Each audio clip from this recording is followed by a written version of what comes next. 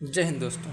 आज हम दृष्टि पब्लिकेशन के 8वें संस्करण की प्रीलिम्स की जो सॉल्व पेपर से टॉपिक वाइज चैप्टर वाइज उसका हम रिव्यू करने वाले हैं कि ये बुक कैसी है, आपको कैसे मिल सकती है, कितने तक की मिल सकती है। तो ये इसमें आपको दिए गए हैं 2011 से 2023 तक के सारे सॉल्व पेपर दिए गए हैं, टॉपिक वाइज दिए गए हैं, जैसे भी पूछे गए हैं। इसमें 8वां संस्करण है, ये मार्च 2024 में इसकी छपाई हुई है और इसका जो मूल्य है 350 रुपये है, जिसमें आपको छूट मिलेगी और लगभग 250 रुपये तक ये आपको मिल सकती है।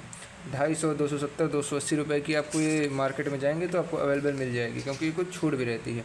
अब इसमें पहला टॉपिक देख सकते हैं, भारत का इतिहास एवं राष्ट्रीय आंदोलन, पेज नंबर 1 से 59 तक है।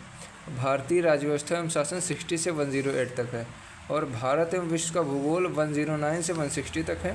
ऐसे ही पर्यावरण एवं पारिस्थितिकी के जितने भी क्वेश्चन हैं टॉपिक वाइज 161 से 215 पेज नंबर तक आ गए हैं।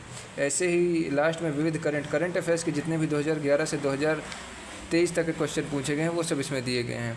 ये जो पाठ्यक्रम है, जिसे पाठ्यक्रम प्रीलिम्स के निर्धारित है, वो दिया गया है पाठ्यक्रम, है ना। जैसे पहला हम देखते हैं भारत का इतिहास एवं राष्ट्रीय आंदोलन। इसमें जो पहला टॉपिक वाइज है कला एवं संस्कृति के, कला एवं संस्कृति का 2023 में जो क्वेश्चन पूछे गए हैं इधर है, फिर 2022 में जो क्वेश्चन पूछे गए हैं, फिर जो 2021 में जो क्वेश्चन पूछे गए हैं, मतलब आर्ट एवं कल्चर से जैसे सन वाइज और टॉपिक वाइज क्वेश्चन दिए गए हैं। और जैसे पहला क्वेश्चन ये दिया गया है तो पहले क्वेश्चन के बाद उसका आंसर यहाँ दिया गया है, उसके बाद उसका एक्सप्लेनेशन बेस्ट तरीके से दिया गया है। इसी के साथ ही जब ये 2011 तक कंप्लीट हो जाएगा, इसके बाद चालू हो जाएगा एनिशिएंट हिस्ट्री। ये यहाँ से चालू होगा एनिशिएंट हिस्ट्री, प्राचीन भारत के क्वेश्चन दिए गए हैं। प्राचीन भारत के क्वेश्चन के बाद फिर उसका एक्सप्लेनेशन दिया गया है। ये जैसे मैं एक क्वेश्चन पढ़ता हूँ, प्राचीन दक्षिण भारत के संदर्भ में कोरकई, पूमपुहार और मुरीच किस रूप से में सुविख्यात थे?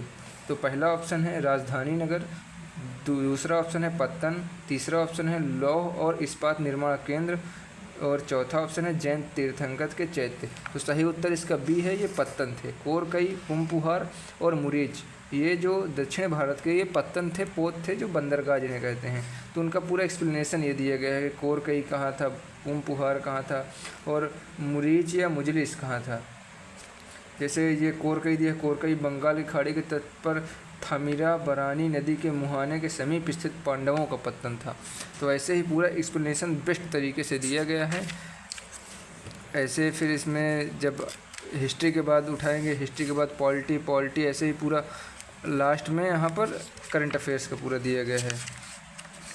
देखिए हम करंट अफेयर्स का भी दिखाई दे रहा हूँ। अब पूरी बुक दिखाने का समय नहीं है, बहुत बड़ी लंबी वीडियो हो जाएगी, तो ये मैं करंट अफेयर्स को भी दिखा देता हूँ कि करंट अफेयर्स के जो क्वेश्चंस आए थे वो कैसे इसमें टैकल किए गए हैं, कैसे उठाए गए हैं, कैसे लिए गए हैं। ये विविध करंट अफेयर्स का 2023 में जो क्वेश्चन पूछा गया है, देखिए मैं एक पढ़ता हूँ।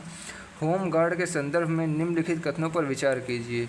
होम गार्ड को होम गार्ड अधिनियम और केंद्र सरकार के नियमों के अधीन समुत्थापित किया जाता है। होम गार्ड की भूमिका आंतरिक सुरक्षा बनाए रखने में पुलिस को सहायता बल के रूप में सेवा देने की है। थर्ड, अंतर्राष्ट्रीय सीमा तटीय क्षेत्रों में घुसपैठ रोकने के लिए कुछ राज्यों में सीमा विंग होम गार्ड बटालियनें समुत्थापित की जा गई हैं।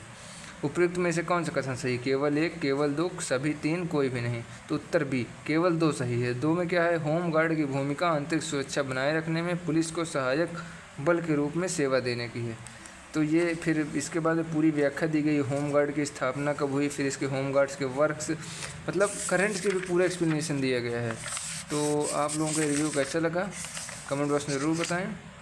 फिर मिलते हैं अगली बार। इसकी जो दृष्टि की करंट अफेयर्स की सीरीज़ है मई की, उसको लेकर। तो जय हिंद दोस्तों, फिर मिलते हैं।